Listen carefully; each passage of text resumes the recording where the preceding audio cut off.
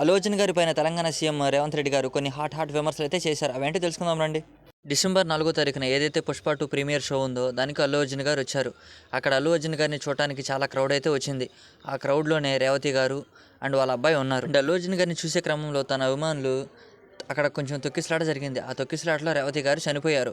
And వాళ్ళ కొడుకు సీరియస్తో ఉన్నాడు హాస్పిటల్లో. అండ్ రేవంత్ రెడ్డి గారు ఏమంటారంటే, ఆల్రెడీ అల్లు అర్జున్ గారికి ఇన్ఫామ్ చేశాం, సార్ ఒకళ్ళు చనిపోయారు, ఒక బిడ్డ సీరియస్గా ఉన్నారు, మీరు థియేటర్ నుంచి వెళ్ళిపోవాలని. కానీ అవేమీ వినకుండా అల్లు అర్జున్ గారు నేను సినిమా అయిపోయేంత వరకు ఉంటానని చెప్పాడు. అండ్ ఇలా కాదని కమిషనర్ గారు కూడా వచ్చి చెప్పారంట అల్లు అర్జున్ గారికి. అవేమీ కాకుండా అల్లు అర్జున్ గారు 70% మూవీ కంప్లీట్ అయినాకనే ఉన్నారు.